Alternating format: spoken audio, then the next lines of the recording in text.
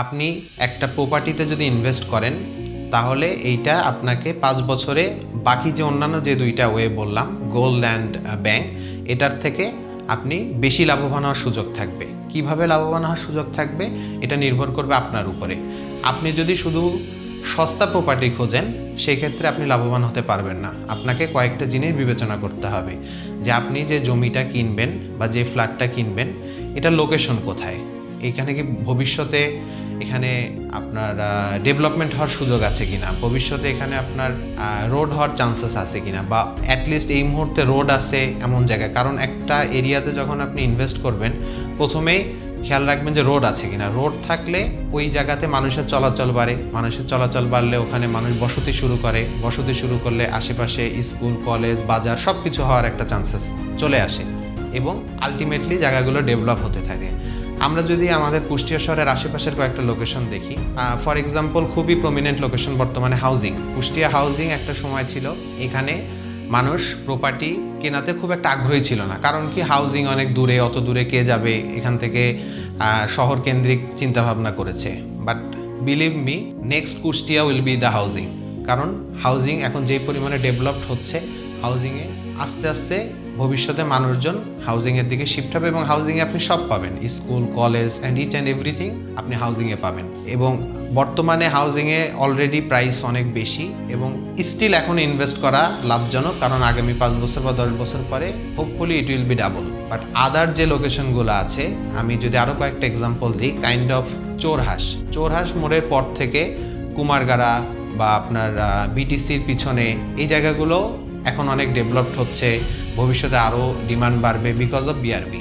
এবং এই সাইডে যদি আমরা বলি আপনার মঙ্গলবাড়ি মোড় পার হওয়ার পরে আলফা মোড়, এই জায়গাগুলোতেও ডিমান্ড কিন্তু দিনকে দিন বাড়ছে, বা বিগত 5 বছর আগে যা ডিমান্ড ছিল তার থেকে এখন ডিমান্ড বেশি এবং আগামী 5 বছর পরে ডিমান্ড আরও বাড়বে। তো আপনি যদি একটা নির্দিষ্ট প্রপার্টি পারচেস করেন এবং চিন্তা করেন যে আপনি এই প্রপার্টিটা আমাকে ফিউচারে কতটুকু ভ্যালু অ্যাড করবে, অর্থাৎ এই জায়গাটা কতটুকু ডেভেলপড হওয়ার চান্স আছে, ঠিক সেই অনুপাতে আপনাকে ফিউচারে ভ্যালু অ্যাড করবে।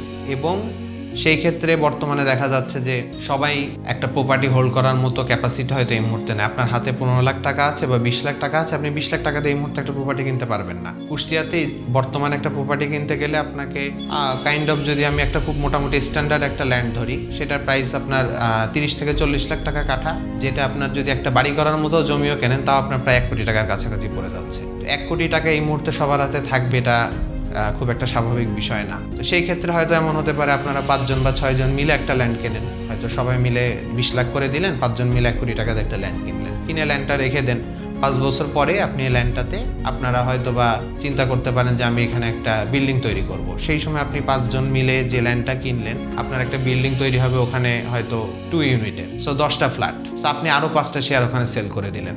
সেল করলে আপনার কনস্ট্রাকশনের টাকাটাও হয়ে গেল এবং ওই সময় আপনি দেখবেন যে আপনার কনস্ট্রাকশনের টাকা হয়ে যাওয়ার পর আপনি এখন যে 20 লাখ টাকা দিয়ে আপনি একটা ল্যান্ড শেয়ার নিচ্ছেন, এইটা পরবর্তীতে আপনাকে কমপক্ষে 60 লক্ষ টাকা মূল্যের আপনি একটা প্রপার্টির মালিক হবেন। এবং প্রপার্টির বিষয়টা এমন, ক্যাশ টাকা আপনার ইমার্জেন্সি ক্ষেত্রে ব্যবহার হয়, বাট প্রপার্টি জিনিসটা এমন যে এটা একটা ওনারশিপ, এই জিনিসটা একান্তই আপনার। আপনি চাইলে এটাকে, আমি যেরকম উদাহরণ দিলাম ল্যান্ড শেয়ারের ক্ষেত্রে, এটা আপনি এখানে প্রপার্টি ডেভেলপ করতে পারেন, আপনি শেয়ারটা পরে সেল করে দিতে পারেন, আপনি মাল্টিপল অপশনে এটা ইউজ করতে পারবেন। সো এইটা আসলে একটা ওনারশিপের একটা বেনিফিট বলতে পারেন, যেটার মাধ্যমে আপনি বিভিন্ন অ্যাঙ্গেলে আপনার এই ওনারশিপটাকে কাজে লাগাতে পারেন। সো মোটামুটি যদি আমরা সংক্ষেপে চিন্তা করি, আপনি আপনার যে টোটাল যদি 100% আপনার টাকাটাকে আমরা, ফর এক্সাম্পল আপনার হাতে এই মুহূর্তে 30 লাখ টাকা আছে, এটাকে আমি যদি 100% ধরি, তাহলে আপনি কি করতে পারেন, এই 30 লাখ টাকার মধ্যে আপনি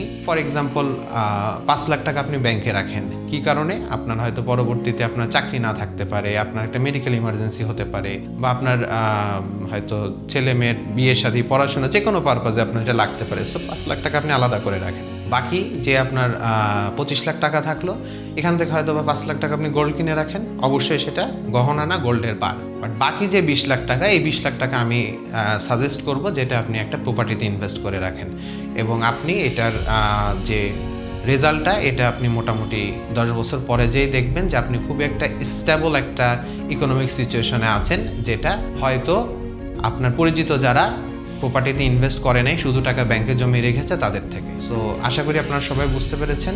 তো এই ধরনের নতুন নতুন টিপস বা প্রপার্টি রিলেটেড নতুন নতুন আপডেট পেতে আমাদের সাথেই থাকুন। ধন্যবাদ।